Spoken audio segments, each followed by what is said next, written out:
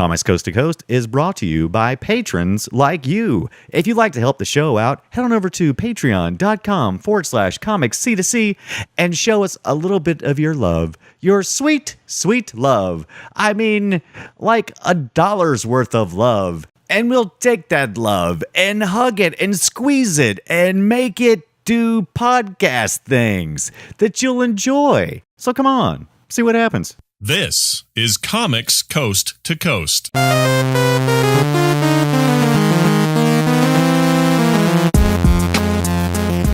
everybody, this is Brian Dunaway, and you're listening to Comics Coast to Coast, episode 328, the Gary LaCoste interview. Before we talk to Gary, let's talk to Joel Duggan of StarCrossedOnline.com and Forge Publishing. It's only been 200 episodes, Brian. Come on. I swear, man, like about 50 episodes ago, you said, no, just do Forge Publishing because you took a break from Starcrossed. No, that's not. It is absolutely my fault. And the other thing that's not great is that StarCrossedOnline.com is probably a longer URL than it probably should have been. Oh, that's sad. The other thing is that I was attempting to say probably as many times as possible in that last sentence. Probably, yeah. Don't judge me. Blame medication. It's all good. It's all good. So I hope you feel a little better. You said you was feeling under the weather just a little bit, but you're going to power through for us, and we do appreciate that, man. Through the thick fog. The thick fog of mucus and whatnot. Okay. No Matthew Descharme tonight. He is doing something unheard of. He is working. He doesn't work. What are you talking about?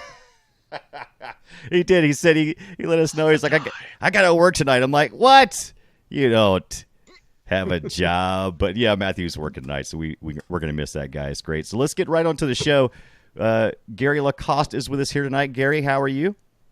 Good. How are you guys doing tonight? Excellent. Welcome to the show, Gary. Thank you for taking the time to chat with us today.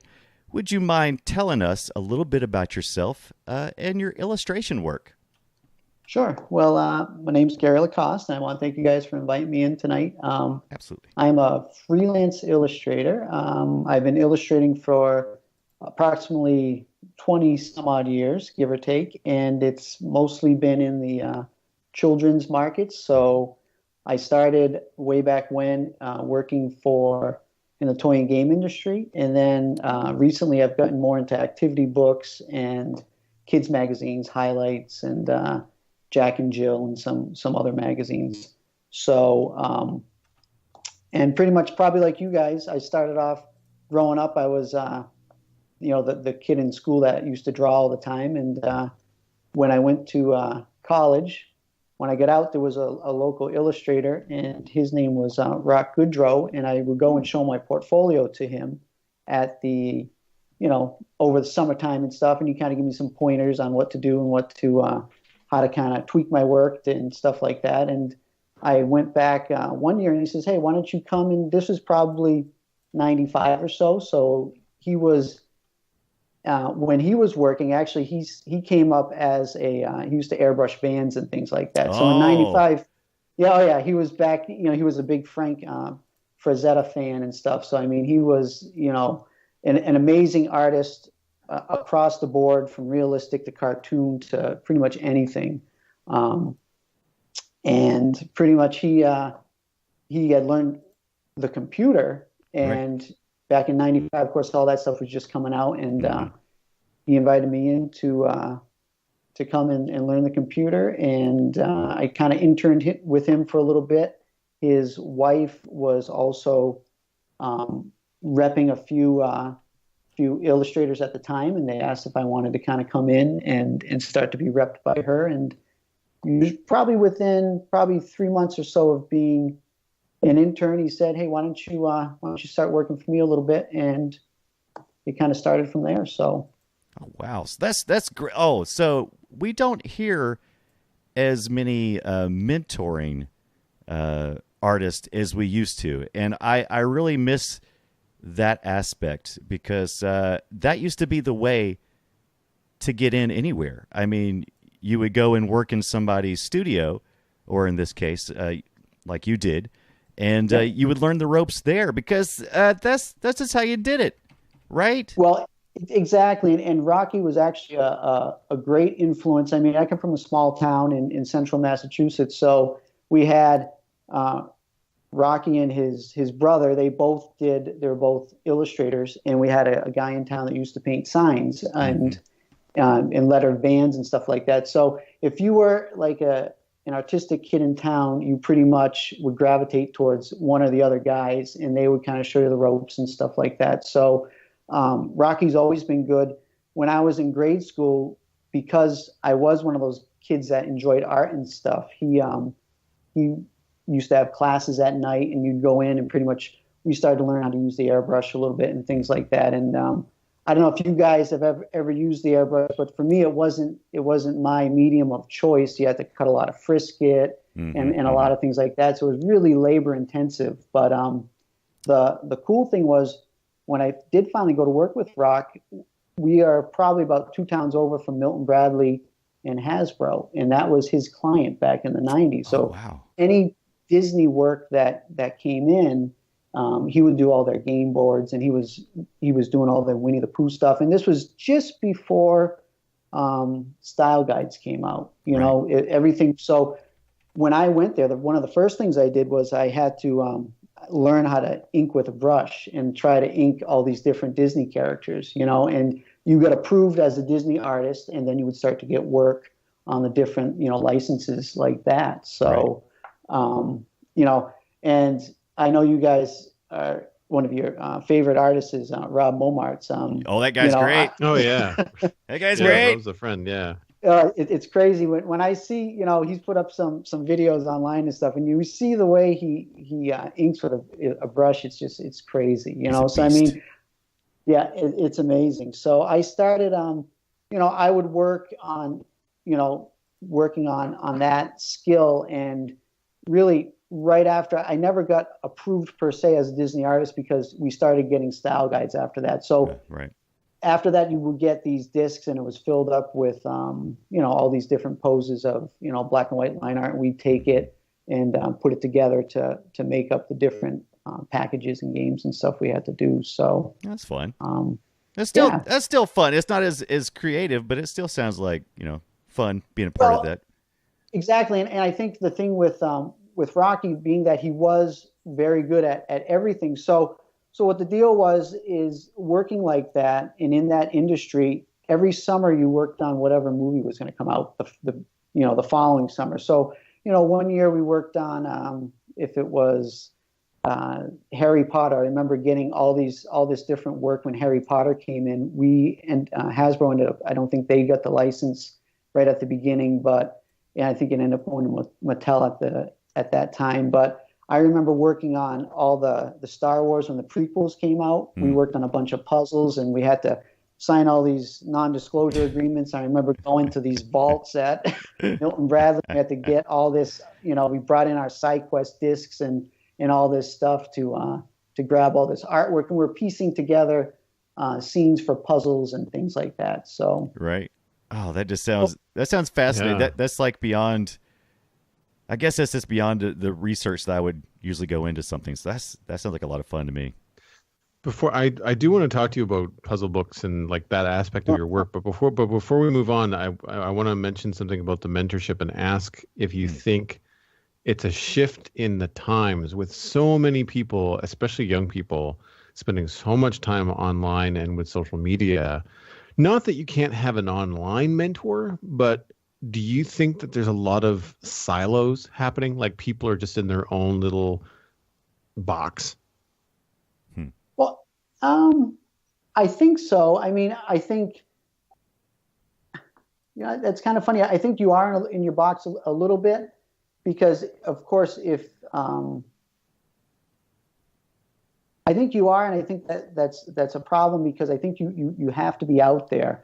I find that, I guess to kind of answer this question a little roundabout way to, when you're doing promotions and stuff like that, while it's great to send things out and you can put anything you want online, do things like that, you still have to get out there. You know what I mean? So you still want to try to go to, I belong to the Society of Children's Book Writers and Illustrators. They have different workshops and things like that. So you want to get out and try to meet these people and try to network like that. So I think it's great to be online. You can do a lot of tutorials. You can meet with a lot of people, but you still need to try to get out there and try to get to some events throughout the course of the year. I think, Comic Cons are a good way to get yourself out there. And, I don't personally do them, but I think it's a great way to meet different people, especially if you go to some of the bigger ones and things like that. So does that answer your Yeah, no, absolutely. And I think that there's a lot of pressure right now for people, especially younger artists, to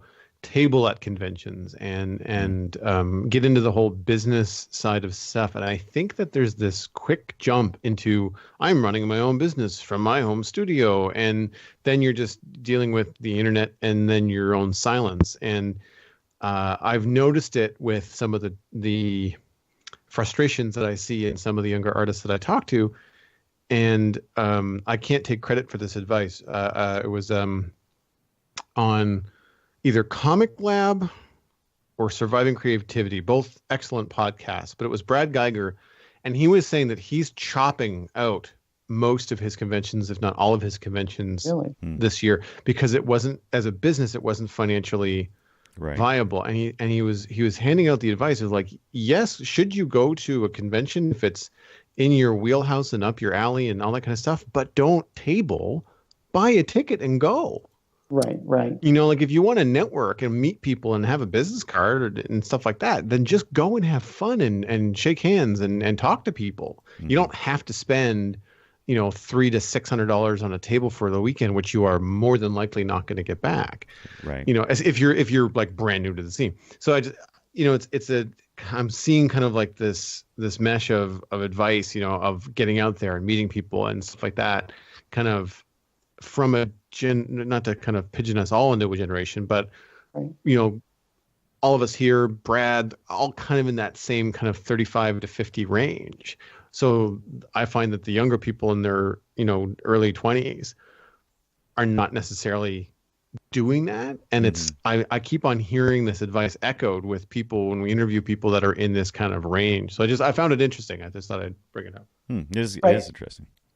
Now, about the cons and stuff, I read somewhere that a lot of guys don't really end up making any money on them. Is that something that you've seen, that there's been a big, I saw a big discussion where, how profitable actually is it? And well, there's you can make some. I don't travel for conventions because I'm not a well enough known artist. I get in a car and drive across town. Sure. Right. Like so that's my travel expense. There's no hotel. So it's a low cost. I'm looking at basically just the table and my time, right. And whatever, prep time goes in a couple weeks ahead of time. So it's pretty easy for me to recoup, a $200, $300 table over the course of a 3 or 4 day con, especially if it's big. Right. But there have been times when I've spent the $175 on a table and barely made it back. And you kind of have to step back and think like, is that really worth it? And I think the decision has to be hard, but it is a business one. Like, unless it is just like the most fun you have ever had and it's worth breaking even for, right? Then fine. Even if you just make pizza money, like if you're meeting people, like and that's okay a great thing too, to just to get out. Especially, we do live, as an illustrator and stuff, we are, live a pretty solitary life when it comes to work-wise and stuff. So anywhere you can get out and stuff is great to do, and see people in the industry and stuff like that. So I do think, the internet in general, I think nowadays you don't see a lot of groups anymore. I used to always travel into Boston. The Graphic Artists Guild used to have a chapter, and I would go once a month, and we would just, you would sit and listen to someone talk about what they're up to, what's going on. And it was just nice to hear everybody else's problems, because when you are home, again, it's one thing to read about it online and all that stuff is great, but it's back and forth. It's FaceTime, you got to have that. So it definitely, the quality is much greater when you're FaceTime. And I think maybe that's one of the problems. We're getting this quick fix satisfaction by having all of these groups. Because when I was growing up, here we go again, Oh man, Brian, when I was growing up, you didn't have Happy any. But birthday, by the way, right? oh, Did you say oh, happy thank you. I birthday? did. I did just have a birthday. Thank you very much. But yeah, before the internet, if you were an artist, it was especially if you was from a small town, it was rare to run into another artist. And therefore, you felt very isolated. And the internet changed all that. Matter of fact, the first thing I did when I got on AOL back in, I think, 97 or something, 1997, the very first thing I did was I hit these bulletin boards in IRC chats and stuff where there were artists, because I craved it so much and just I couldn't get enough. I was just staying up all night just talking to other artists. And now it's just, it's just so commonplace. I do think we've kind of stepped back from going and meeting people and seeing face to face. But there's a definite quality over quantity in those situations. And just to jump back to the booth thing, yes. Can you make money on booths? Yes, but you're not going to make money on a booth if you. Now, this is just general terms. The artists I've talked to at some of the bigger places like HeroCon, DragonCon, and a couple other cons around here in the South, the successful artists I have seen are the ones who are working even after hours. So they'll go in and they'll do their normal thing during the day and they'll talk to people and they'll take a few commissions then and they'll do work while they're there. But then, since most of them are multi-day sessions, they'll actually line up more work over the night. So they'll go home after they leave or back to their hotel and keep on working. So you can make money. But that's a grind. I'm telling Yeah. you. But that's if Holy. it's according to how you see it. If you see it like Joel says, if you see it as an opportunity, to just get some pizza money, get out there and experience some things, recoup your money is probably the best goal you can have. Just recoup your cost and have an experience and do it on the dime of your skills. That's a good way to go. But if you actually want to make money, you got to put in the hours, and it's a lot of hours. And you talked about earlier, you talked about airbrushing, and I actually live with an airbrusher at the beach in Myrtle Beach, South Carolina. We lived together, and oh my gosh, he made so much money on season when it was time to be there. He made just crazy amounts of money, but once again, he was going in at 5 o'clock in the morning, and he wasn't through it until 10 o'clock at night. So, jeez, yeah. What was he doing? Surfboards? No. He was doing T-shirts. This was the 80s, man. T-shirts and license plate tags. Oh God, yeah. Yeah, those. When I used to go to the beach, I mean that's what we would do. I would go down and pretty much sit there and watch the guys that would airbrush. And I mean, they would put up a shirt, they'd read what they had to do, they'd bang it out, grab the next one, put it up, and wow, popping it out, man. And I was with you, Gary. I tried airbrushing, and I had fun with it. It was interesting, but there was a lot of, if you really wanted to make something that just really stood out, you either had to have a lot of hours in, or you'd have to do a lot of stenciling and cutting and preparation, and that wasn't me. Well, and you know what? And that's great, Brian, to kind of go back to kind of how I made my way through at the beginning of my career. So with Rocky, of course, he used frisket cut. He would cut out the frisket for his stencils and stuff like that. So when I came in, the first thing I learned on the computer was I would draw all his paths for him, because he was really using paths in Photoshop, and he would select them, and then he would airbrush certain pieces. So I kind of figured out what he needed for paths. So I would kind of do all his busy work behind the scenes and stuff. So it was a great way to learn how to use a tablet where you had to watch the screen, and you know what I mean. And and now pretty much working in Illustrator, that's what I use. I still use a tablet. I'm not on a Cintiq or anything like that. So it's all just dropping points and doing things like that. So right. Are you using you're not using a Cintiq, you said, but you're using an Intuos or something like that? Yes, exactly. Yeah. Yep. Just a small one. Small one? Yeah, just a little one. Yeah. I don't know, probably the middle, so not the real tiny one, but right. Next like size up and stuff. 6x9, be a little bit. Exactly. Yeah. That's not bad. I use. Do you draw and sketch with it, or do you mostly do vector work? Pretty much all vector work. I still draw and sketch on paper, copy paper, pretty much. So Yeah, yeah, right. I do all that there, and then I scan it in, and then I go into Illustrator and pretty much do all the line art and everything in Illustrator. So Interesting. Do you have Go ahead. I was just going to say that like a lot of the times we've mentioned on the show is, when people want to draw and sketch and do broad movements, they tend to want a larger tablet. But having done a vector work in animation before, I much preferred a smaller tablet because you didn't need it to do vector stuff. Like if you're sketching on paper, then having a smaller size tablet makes a lot of sense. Right, exactly, yeah. And that was the one thing I could never sketch to get it to look fluid enough doing it on the tablet. You know what I mean? When I first started, I used before I went to the computer, all of my stuff was pastel with colored pencil over it, and oh wow. So when I went to which was great. So I think that was when I was showing that portfolio to Rocky, he saw that smooth pastel, and he's like, oh, it's, it looked almost like airbrush, because that's pretty much what I had come to. And of course, what he was doing for Disney was he would do airbrush, and then he would do the outlines in gouache afterwards. And, so kind of the same deal. But, so for me, it was better to be able to, to draw pretty much on the board still, just with pencil and stuff like that. And I'm really messy when I do my sketches. It's not, I don't do a blue line or whatever. It's just like a 4H pencil. I just keep erasing, going back and forth. And from that comes a sketch that's got some life to it, So, that works out better for me, as opposed to when I first started, I wasn't necessarily sure enough of my drawing style. So I would do a rough sketch, and then I'd put a piece of paper over it, put it on the drawing table, the light table, and kind of trace it.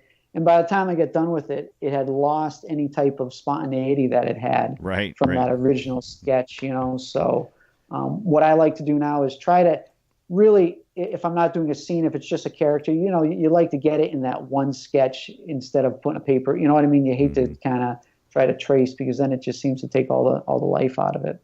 Right. And if you're interested in seeing a little bit of Gary's process, you can actually go to Gary's website. It's Gary LaCoste, and there's an E at the end of that, .com, and go to the blog section. And this is one of the things that I was looking at. You kind of broke down the epic showdown that you did for a regular feature on Jack and Jill magazine. And you broke down your Elvis Presley and Michael Jackson dancing. I really enjoyed seeing the process in that. It's a lot of fun. Yeah, and that was a cool feature. I did that probably for a couple of years, and we did a whole bunch of different historical figures, pop figures like that and stuff. And again, you can kind of see the roughness of it. With those, I think I did do another sketch. It wasn't just that initial sketch, but I like to draw really fast, kind of figure out where everything goes, and then to refine it and stuff like that. So right. In Illustrator, do you have a favorite pen or tool that you use, or brush? It's really just it's the pen tool. I really don't use any brushes. So what I'll do is I will take my pencil sketch, I scan it in, and I'll trace it, and I do different line thicknesses. Sometimes I'll outline the stroke so I can taper an end of it or whatever, like you would do, if you were using a brush. And then I fill that, and then I go back in, and all the highlights and everything are pretty much just paths that I draw. Right. So it's not, there's really no drawing where I'm filling it in or anything like that. When I first started, I actually used Painter for a little while, which was way back. And that was nice because it did have the different brushes. And, of course, nowadays in Photoshop with, Kyle Webster's got all those great brushes and stuff like that you can get rid of that traditional look. But I found that as and that was the thing when I was working with Rocky, he did a lot of the work in Photoshop, and I slowly did more and more in Illustrator. And my style we kind of ended up I don't want to say going in different directions, but every year doing a different license coming out and stuff like that. I really hadn't developed a style, and that's something that I wanted. And so I started working in a sketchbook on my own time and kind of developed a bit of a style of my own, because I wanted to be, as an illustrator, I don't know if it's as big of a deal today as it was back when I was coming up, but either you did a lot of different styles or you were known for one style. And Rocky was definitely the guy where he could do any style, and I was really comfortable with kind of my cartoony style that I was trying to develop. So that's what I did, and it went more and more flat, more and more vector based. Growing up, I was,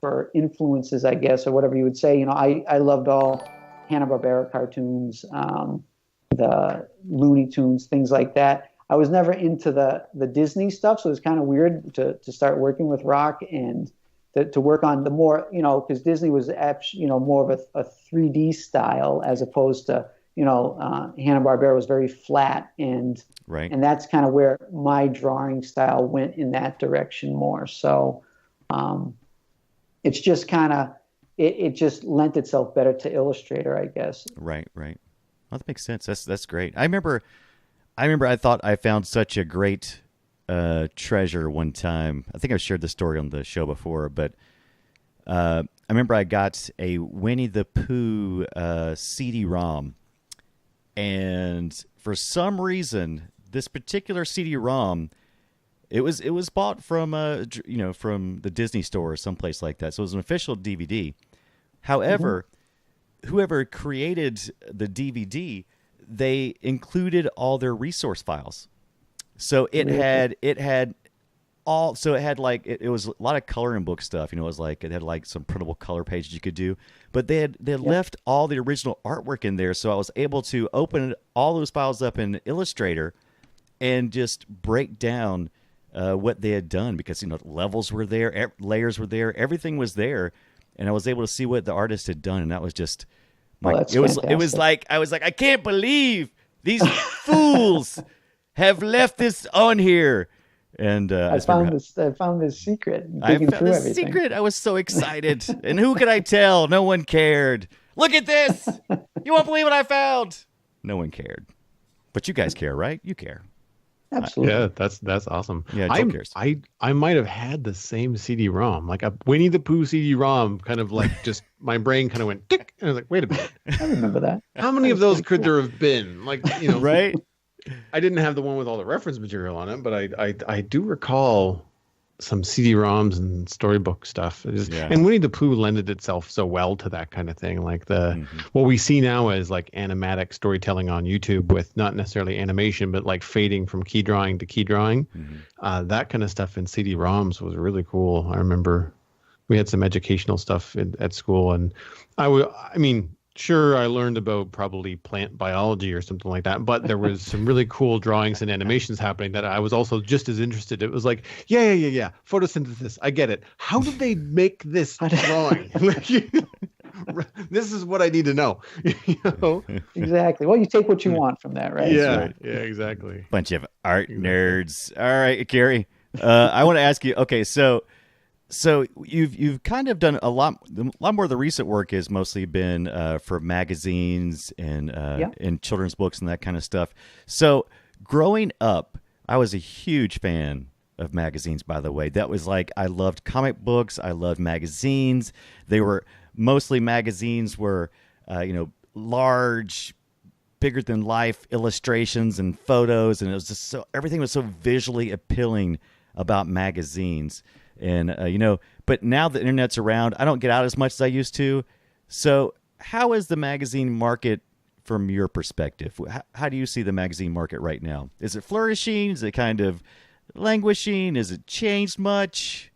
Well, I think it's kind of stabilized. I think it took a real big hit, probably a few years back. And of course, the magazine sections aren't as big. I remember as a kid, we go down and you'd go into the newsstand. You just had all these magazines. There's not as many out there anymore, but the ones that are out there, the magazines I work with, of course, Jack and Jill was from, the Saturday Evening Post puts that out. That's their kid magazine. Right. And a lot of it is subscription based.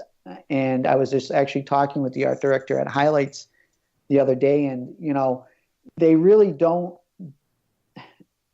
really, the newsstand is not their bread and butter, obviously. You see them in all the dentist offices and things like that. So, it's subscription based, and, but I do feel there is a place for them. And I feel like they're just, they have their spot, and they are just as popular, because I feel there's a backlash, even with the ebooks. It's kind of the same deal, bookstores, again, Borders is gone, all that stuff is gone, but they're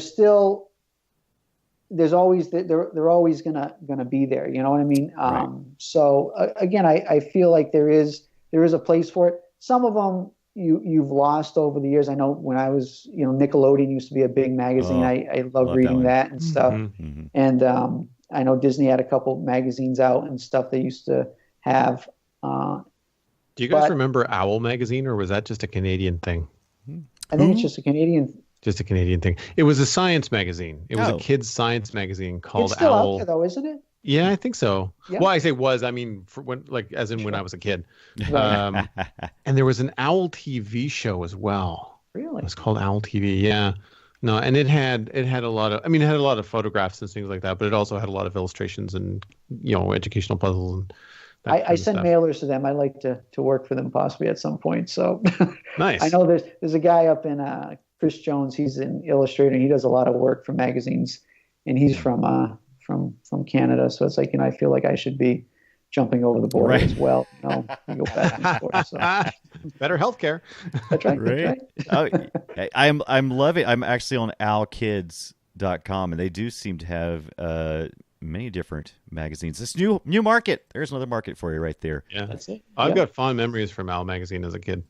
Good. Yeah, I was shocked at how many kid-centric magazines there are out there until I started going through and researching Gary's work. I didn't realize that Time magazine had a kids magazine. Sure. I didn't know that. It was like, and there's a whole bunch of them I didn't know of. Now, I was very familiar with Highlights because growing up, that was one of my favorites, was Highlights. And look, I did a lot of magazine reading at the dentist office and at the doctor's office, and I always hit straight for the Highlights. But I remember I remember about the Highlights, the thing I enjoyed the most was the comics, and I enjoyed looking at the different kind of puzzles, and little. Can you make it through this maze? Can you tell the difference between these two things? So, Gary, do you get to create any of those puzzle kind of illustrations in addition to just the regular illustrations? Interesting. Yeah, I actually have a puzzle maze I'm working on right now, and of course, the biggest thing, and I've only worked with Highlights probably for the past 3 years or so. So they've just come into my my client base recently, and they've been wonderful to work for. I do a lot of their covers now, but the one thing that I started doing are the hidden pictures, and that's anytime I put anything up online, I get so many hits for the hidden pictures. People are even on Instagram, they're typing in all the different items and stuff, and there is a learning curve to that because it is such an institution for Highlights. I mean, they have magazines that are just hidden pictures. They have a whole bunch of them, and along with the just the monthly magazine. And when I first started working for them, I mean, there's a whole set of guidelines on how you're supposed to hide the items and things like that. And it was a little bit of a intimidating as I started doing it, and it was a lot of back and forth the first couple. Usually I send out sketches and I make it, 1 or 2 changes. This one had like all these red marks all over them. Oh my gosh! This cell is too big. This is got to be flipped around. This horseshoe doesn't, can't be there. And so it was just kind of crazy. It's like I have a hard enough time drawing the picture, much less trying to, hide these items in it. But I've gotten better at it, and I usually get, every so often I get one of those to do. Don't reveal too much, because I don't want to know that there's like some kind of technique for finding stuff in hidden pictures, because I don't want to, because that would ruin my life, because that's like a pleasure that I take is finding stuff in hidden pictures. But okay, so do you ever get stuck on trying to hide something? Like, it's just like, oh, that's just way too obvious. Because, I mean, after you look at something, if I was drawing a hidden object thing, you'd be like, oh, my gosh, how could they not see that? It's right there. So I think the first problem, when I did the first one, the issue is I was thinking about what items to hide first, as opposed to the first thing you do is not even worry about it and draw the scene, and then I'll draw it, and then I sit there and I look at it for probably about an afternoon, and it's like, oh, okay, I could put this here, and oh, okay, this can go here, and you got your standard things, you get the pencil, you get the ruler, and then you see these what they want, and then you start to try to work with the negative space and hide things in there, and there's an illustrator, his name's Chuck Dillon, and he does these incredible scenes that, my style is very, very stylized and really not a lot of contour lines and things like that. Mm-hmm. So it's a little bit harder for me to hide things, but some of these guys are just amazing with what they can hide in these pictures. So, but it's a lot of fun. And slowly I tick it off, and then I get about 24 items hidden in there. It's like, okay, that's good, and send it out. So. Do you have any that you're just super proud of? You're like, oh, they're never going to find that pencil. There's no way. No one's ever going to find it. Well, I was proud. I went to my daughter's. I have a daughter, and she's 12 years old, and I went to lunch there for some parent day they had. Right. And one of her friends came up to me and says, Mr. LaCoste, she says, I was looking at that hidden picture you did of the arcade, and I could never find the pencil. I could never ever find it. So I'm like, well, that's good. At least if there's one that you can't find, then I feel like I've done my job. Right. So. Frustrating kids coast to coast. Yes, exactly. It's what I do best. Oh, that is great. See, that's something that I've always thought I would enjoy doing, but I don't know. It sounds like it's a lot of work. And you know me, I'm not into doing work. I'm into doing podcasts, right, Joel? They're not work at all. Do you enjoy the challenge, Gary? Because I used to work in kids' toys, and I had a lot of limitations because it was craft toys, it was stickers, they were a certain size and shape, and so you kind of it was like drawing with a preschool crayon, like the real fat ones that were the size of your finger, and then trying to do like detailed scenes or something like that. And after a while, even though it was very limiting, I did kind of find the satisfaction of like, okay, my art has to not necessarily suffer, but has to change and become more simple. But I really enjoyed the jigsaw puzzle aspect of the project. I think that's exactly what it is, especially with these hidden pictures. I've had to kind of change my style and rework things a little bit, but I think if you do have those certain limitations, it does make you kind of think a little bit outside the box. And doing this for so long, that is a nice way to kind of change and keep your attention a little bit more when it comes to things like that. Something that I find really interesting about your illustration style and these hidden searches is because your style is so flat. And I mean that in like in a good way, in the very distinctive style. It becomes challenging to find things. Like I'm looking at one on your blog right now, and you're supposed to be able to find 4 stuffed animals. Well, the difference between an animal, a stuffed animal, and a person in your style is negligible because, people are all in profile. Like, is that a cat or is it a stuffed tiger? So stuff but it's cool because it adds to the difficulty level. Right. Yeah, it's very cool. Hey, Joel, are you fishing for the clue to the answer for that? Is that what you're doing right now? No. I found all the stuffed animals. No, I didn't. But it was not as easy. It was not as easy as easy as I thought. I was like, I like hidden pictures. Where is that? I can't. Oh, wait a minute. I should probably pay attention to the podcast as opposed to looking at hidden pictures and stuff. So you do run into some of your viewers, like you said, at school. How often do you see your own work when you visit the doctor or dentist office? Is it fairly frequent? It is. Now that I've worked for them for a few years, there's always something on the table that I've done, which is cool. And, going, of course, on the newsstand, being that I've been doing covers lately, it's great to go in and see your cover there. And I always take and try to put it in the front of the rack and stuff, so we can get some extra, extra visibility and stuff. But mommy, this guy's trying to make me do puzzles in this magazine. Excuse me for a minute, young man. I feel like that was a scene from from a movie where an author or somebody kind of walked into a bookstore and some competing author, which is another character in the film, had their book in front of theirs and they did a switch, like they moved. And I feel like it was like a Will Ferrell movie or something. I don't know. I'd love to see that. That's the show that I want to see. The overly aggressive artist type. That's definitely what I want to see. So okay. So all right, Gary, do you have any tips or words? You've given us some words and tips or warnings for aspiring illustrators who would like to get into the magazine and book illustration field. Anything that you can kind of give a leg up to these guys? Well, again, I think nowadays you can.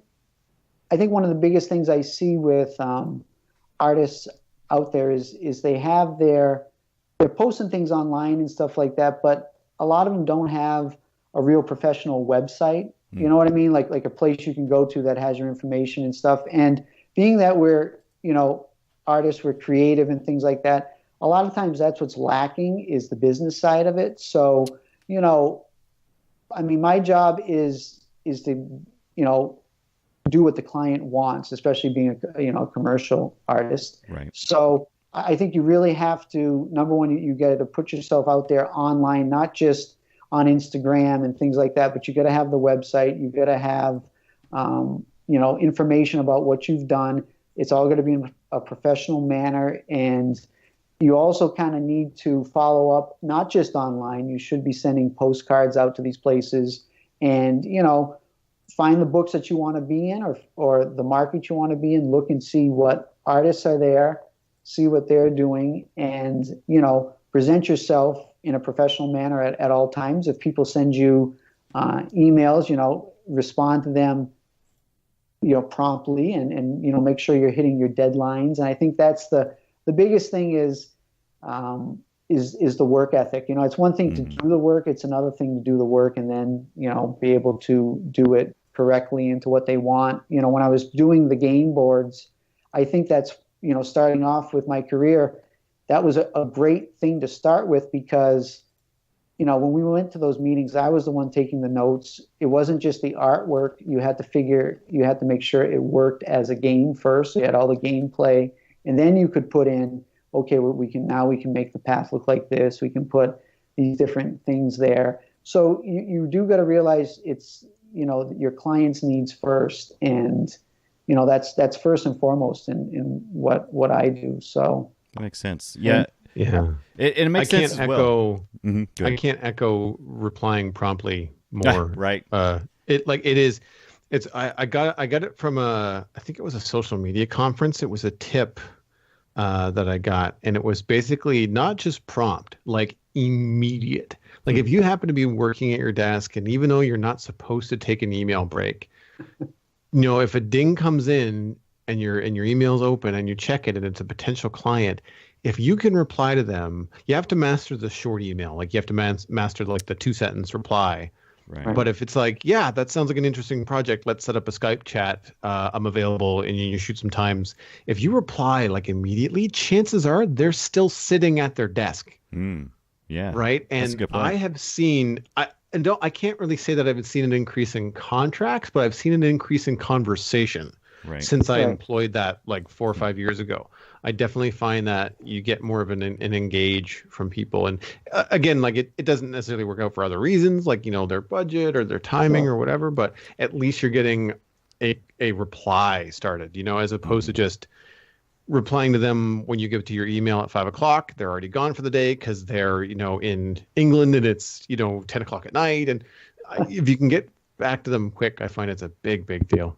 Yeah, and like you said, it starts a conversation and it's a contact. So it's somebody you can follow up with, and that's what you want to do. And you just try to want to build that up. And another thing I wanted to say is, you got all your stuff online, which is great, but you should still be doing postcard mailings and things like that. And I try to do them.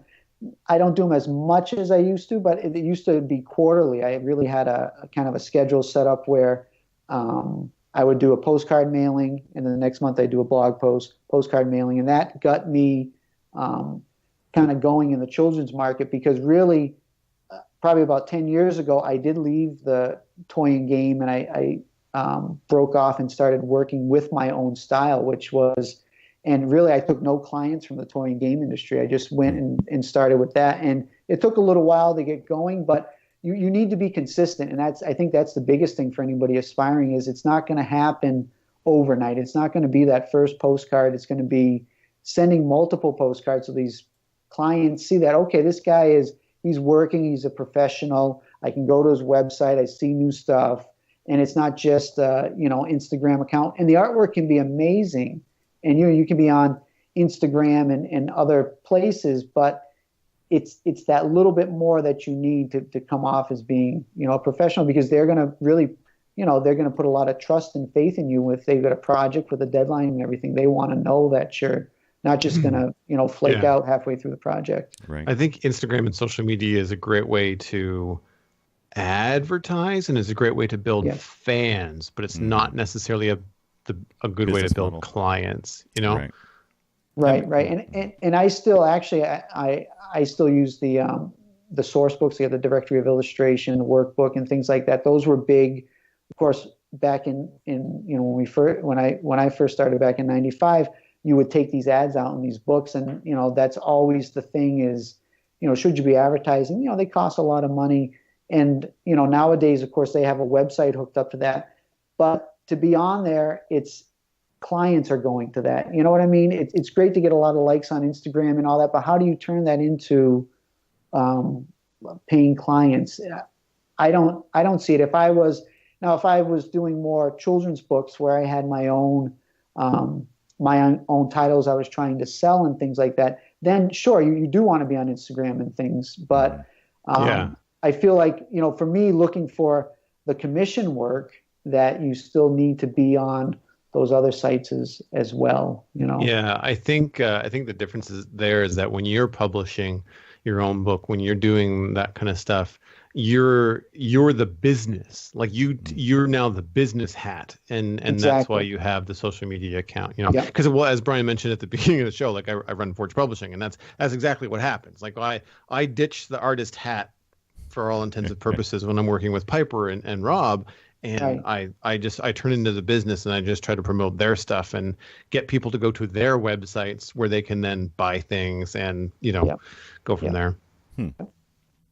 Good. I like it. I haven't thought about having my own website in a while as far as being to the forefront of what I'm doing.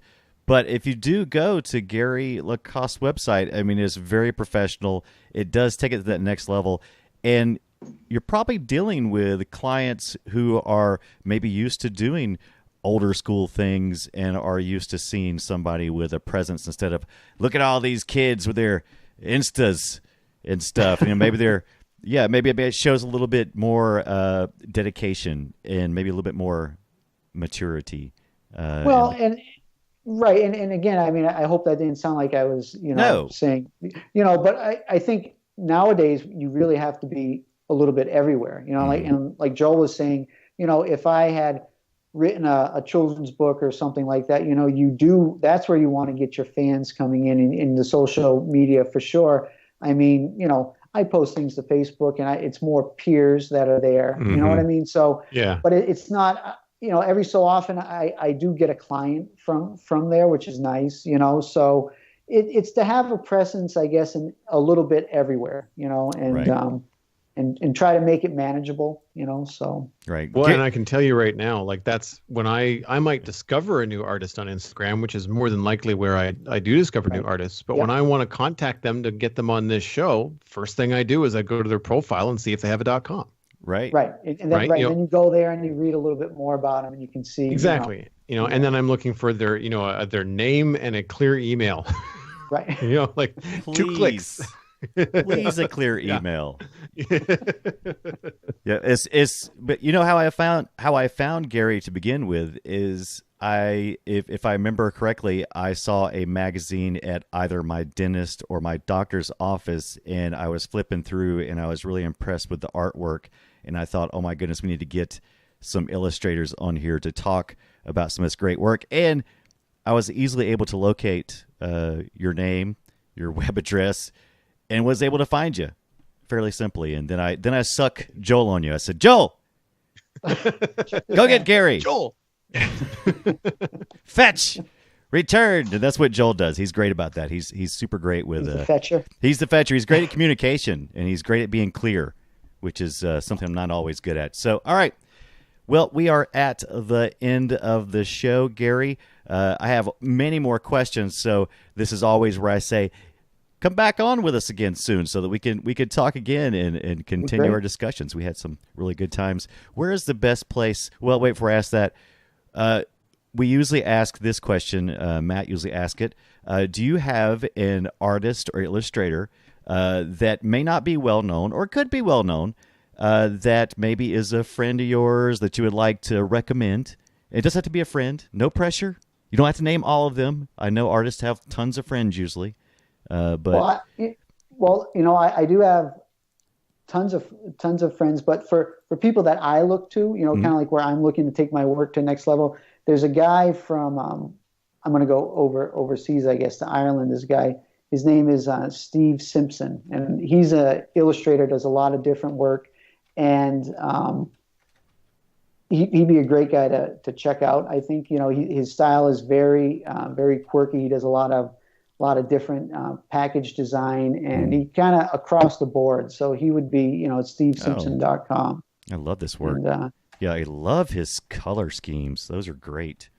Isn't it cool? Yeah, very, very unique to him. And he's, he's just got these cool projects. He just, he did something, I think, last summer where he drove around in a little Mini Cooper and pretty much drew on it throughout the course of the trip. He went all around Ireland and every night. Yeah, is that crazy or what? Yeah. So, wow. And, so just really, somebody that, you talk about. I think he got on where he jumped on Behance, I think, just as they were starting to come out. And I think that got him a lot of exposure. And he's just a amazing inspiration to me, and that's where I would kind of like to branch out to different markets in that way, with my cartoon style would be cool. So. And when you first said, by the way, I love Mini Coopers, I always wanted one, and I still want one. But he has a classic. He's got the old, the original. Yeah, very cool. So. And he sure enough, he drew all over that thing, boy. Oh, yeah. Oh yeah. Oh, with Sharpies, no less. With Sharpies, doesn't no less. fade. Yeah. Oh, that is some fantastic. Thanks for that. That is great. I have something to do now. Thank you very much, Gary. Where's the best place for people to visit you online? Well, I would say between Facebook and or Instagram. I usually try to update, once a week I put something up. Usually Facebook's always kind of what I've been working on, whatever's been published recently. And, it'd be Gary LaCoste illustration is what you would look up for that. All right. And I'm putting those in the show notes too, by the way. Check those out. Gary, thank you so much for taking the time to sit down with us and to talk about all the illustrative things. We do appreciate you taking the time. Great. Thank you, guys. Thanks for the invite. All right, Gary. We'll see you. We'll see you later. We're going to take care of some Comics Coast to Coast business now, but we'll be sending you a follow-up email, let you know when this is going to be posted. And thank you so very much. Okay, great. Thanks, guys. All right. See you later, Gary. Appreciate you. Bye. Perfect, Joel. I really enjoy Gary. Yeah, that was great. He was good. He was fun, man. He's I don't know, man. I love when we have an artist with a great personality and the ability to express themselves. It's it's just a good feeling, right? It's a good feeling. And so, okay, so Joel, where can people visit you? Well, I'm going to do my best. I think it was Starcrossed. Yes, right. That's what I said. It's starcrossedonline.com for new Starcrossed comics. I'm planning on drawing one tomorrow. And when I draw lately, I've been streaming on Twitch, and that is just twitch.tv/Joel Duggan. And I've been doing both pencils and inks. I think I might only do inks this weekend, but keep an eye out there for my next drawing session. And if you like podcasts, then check out the Citadel Cafe at thecitadelcafe.com. Excellent. And you may want to visit our good friend, Matthew DeSharm. He usually says go over to YouTube and look for Matt the Wad, and you'll find those there. He's working on some stuff, so hopefully he can share it with us in the near future. I hope. I don't know I suppose that's what he's working on. I think everybody should tweet Matt and say, take a break. Take a break, yo. Or maybe he's, got a nighttime job as a barista. I don't know. He doesn't tell us everything. I want to thank our patrons. If you'd like to become a supporter of the show, head on over to patreon.com/comics C2C. I also like to thank the chat room over on twitch.tv/Brian Dunaway. That's my Twitch handle. We broadcast there live, usually every Thursday at 7 p.m. Eastern. Todd DeGosa, thank you for being in the chat room. You're always a great supporter, even though we're broadcasting at the same time as our good friend Scott Johnson over at the Frog Pants Studio. For some reason, he's broadcasting tonight at the same time. Thanks for Stephanie for stopping by. We had a new follow during the show, too, but I can't locate that. Velvet Tip dropped on by. And thanks to you guys. We appreciate it. Oh, there's Phil Rude, too. Can't forget about Phil Rude. So let's see. Oh, Phil Rude said, Al Magazine sounds like the Canadian version of Ranger Rick. Do you remember that? Yes. I do indeed. No, it was much better than that. Much more better than that. Also, what other things we had to talk about? Oh, and coming up next week. Right? No, wait. We have a scheduling thing. We're supposed to. I wanted to mention her website anyway. So yes. Maria Scriven or Scriven maybe. I think it's Scriven. I think you had it right. Is it Scriven? This one thing about dealing with people via email. Until you have them on the show, you don't actually get to know how they pronounce their names. Right.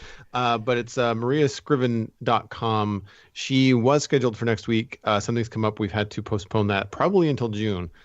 So we actually don't know who's next. So just keep an eye out, and we'll have a new guest as soon as I can nail someone's feet to the floor. I mean, invite them on the podcast. Come on to the podcast. If you want to follow us on Twitter as at comicsc2c. Our show notes are available over at comicscoasttocoast.com, as well as a huge archive of podcasts. If you would be so kind and you listen to this show on iTunes or your favorite podcatcher, head on over to one of those places and give us a good review. Good reviews mean that people see that and then they think, I want to listen too. What about that? I think that's a great idea. Oh, you can follow me at the Brian Dunaway. I do stuff all the time. If you're on Twitch and you want to watch somebody do some stupid video gaming stuff, you can watch me or Joel. We do that as well as our comicking stuff, right? Joel, you've got Joel Duggan on Twitch, right? Yep, exactly. Yeah, I do art streams and I do Minecraft streams. And honestly, about an even split between the two. So it's a 50-50 chance what you're going to get. Excellent. So that's it. Did I cover everything this time, Joel? I think you did. I think I got it all. All right, that's it. We'll see you guys next week.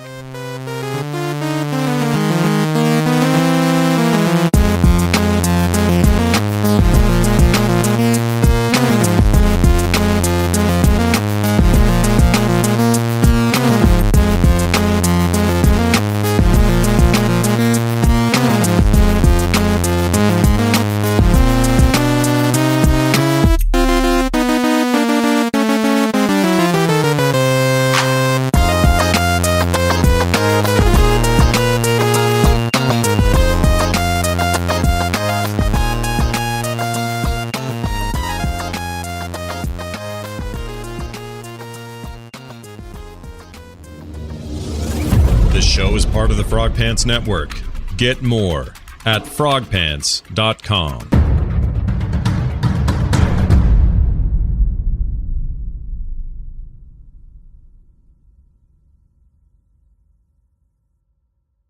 Gary, am I saying, yes. Is it Gary LaCoste? Is that?